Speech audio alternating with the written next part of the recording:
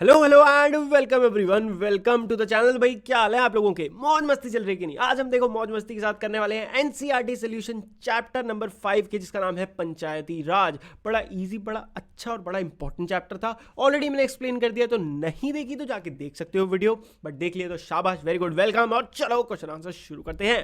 भाई पहला क्वेश्चन आ रहा है अपने सामने, what problem did the villagers in the Hardas village face. तो इसमें हरदास विलेज जो है ना, वहाँ पे बेचारे बड़ी दिक्कत आ रही थी। क्या आ रही थी और लोगों ने क्या करा, ये बताना है। मैं समझाता हूँ, आपको बताऊंगा। देखो वहाँ पे दिक्कत ये हो रही थी, जो वहाँ के गांव वाले थे, पहली बात तो उनको पानी की शॉर्टेज हो जा रही थी। कभी आ रहा था, कभी नहीं आ रहा था। दूसरा, उनका जो हैंड पंप वाटर था has gone well down below the point up to which the ground has been drilled. अब सिंपल सी बात है, नल जो होता है ना, नल वो एक जगह खोदा हुआ होता है, जहाँ तक ज़मीन के अंदर तक, जहाँ पे पानी आना चाहिए। अब भाई पानी का लेवल हो गया नीचे, नल यहीं तक खुदा है, तो पानी तो नहीं आएगा ना, तो ये दिक्कत थी। तीसरा, जो औरतें थी उन्हें सुरू रिवर जो 3 किलोमीटर दूर थी वहां तक जाना पड़ता था पानी लेने के लिए। तो सिंपल सी बात थी, उन्हें पानी की दिक्कत थी, हर तरीके से पानी नहीं आ रहा था, बस बात खत्म। ठीक है, तो इसका सोल्यूशन क्या करा? Piping water from the river Suru and making an overhead tank in the village. तो वहाँ के लोगों ने क्या करा, मतलब वहाँ की जो गवर्नमेंट लोकल बॉडी थी, कि एक पाइपलाइन सिस्टम बनाया सुरू रिवर से, और अपने गांव में एक ओवरहेड टैंक जो होता है ना, वो बना दिया। बस हो गया सॉल्यूशन। दूसरा क्या करा, सारे हैंडपंप को और अंदर नीचे तक, कहाँ था हमारा हैंडपंप, ये रहा, नीचे तक खोद दिया, सो दैट पानी अब आने लग गया। और तीसरा, they came with a permanent solution of conserving water और द वाटरशेड डेवलपमेंट। तो उन्होंने जो कंजर्वेशन सिस्टम होता है ना वाटर का, जैसे रेन वाटर हार्वेस्टिंग, ये सारी चीज़ें भी शुरू कर दी। Okay, so what in your opinion is the importance of gram sabha? भाई आपके ओपिनियन बताने हैं, दरअसल आपके ओपिनियन नहीं पूछ रहे वो, आपको बस ये पूछ रहे हैं कि भाई ग्राम सभा की इंपॉर्टेंस बताओ। Do you think all the member should attend gram sabha meeting? क्या आप मानते हो कि सारे मेंबर्स को करनी चाहिए? और मानते हो तो भाई क्यों मानते हो, ये भी बता दो। तो बताते हैं। तो देखो भाई, gram sabha elect the member of the gram panchayat. जो ग्राम सभा होती है एक्चुअली वो मीटिंग होती है जिसमें सिलेक्शन होता है कि भाई कौन कौन पंचायत का मेंबर बनेगा। ठीक है, उसके अलावा it can question gram panchayat and keep watch on their work. Gram sabha जो मीटिंग है, इसकी थ्रू क्या होता है, जो बेचारे सेलेक्ट होते हैं वो लोग थोड़ा सा सतर्क रहते हैं, क्योंकि भाई सिंपल सी बात है, जनता उन पर नजर रख रही है, नजर रख रही है तो उन्हें काम करना पड़ेगा, है कि नहीं?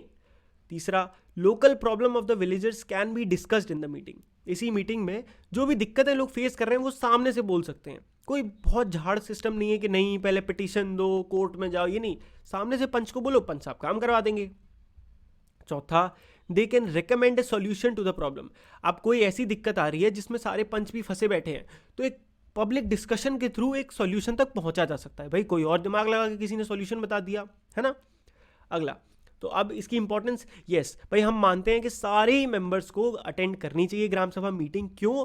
Because they can raise problems faced by them daily. क्योंकि इस मीटिंग में उनके थ्रू जो भी ऐसी दिक्कतें जो उन्हें डेली फेस करनी पड़ रही है वो रेज कर सकते हैं।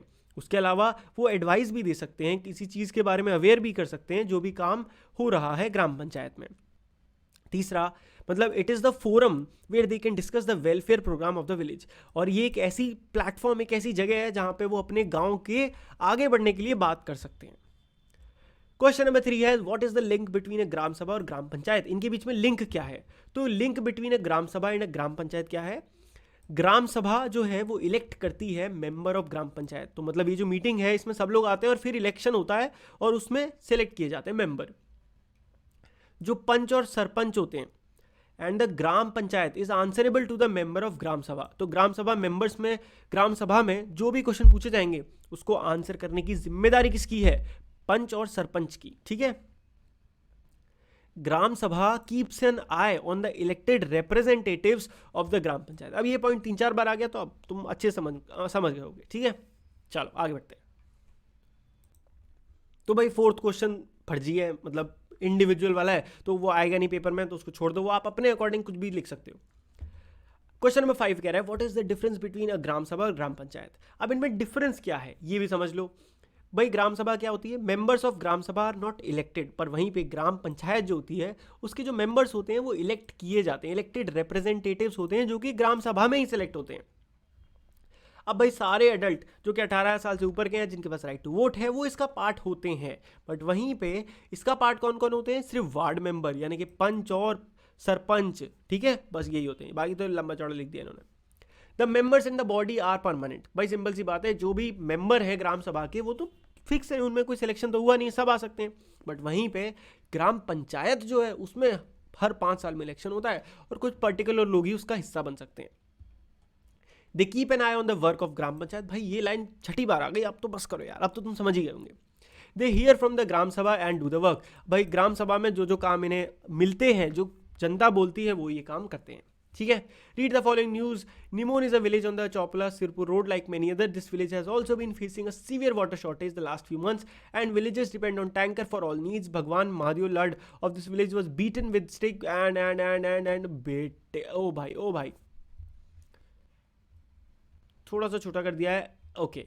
तो देखो ये जो क्वेश्चन था, इस क्वेश्चन में कहानी दी गई थी और उसके बाद ये पूछा था व्हाई वाज भगवान beaten and do you think that the above is case of discrimination why. अब ये एकदम क्वेश्चन है अनसीन पैसेज वाला, आप खुद से कर सकते हैं, इतने आप समर्थ हैं, मैं अच्छे से जानता हूँ। सो आई डोंट थिंक ये क्वेश्चन मुझे कराने की जरूरत है, बट स्टिल अगला क्वेश्चन इंपॉर्टेंट है। Find out more about watershed development, इसको थोड़ा सा करते हैं, इस क्वेश्चन को हटाओ, ओके।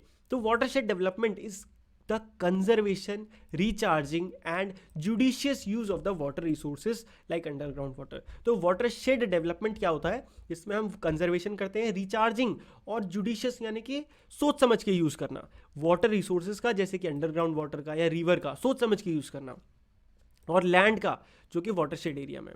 इसके बेनिफिट्स क्या है, it make the land fertile, पहली बात तो लैंड को फर्टाइल बनाता है, सपोर्ट करता है ट्रीज के ग्रोथ को और प्लांट्स के कल्टीवेशन को।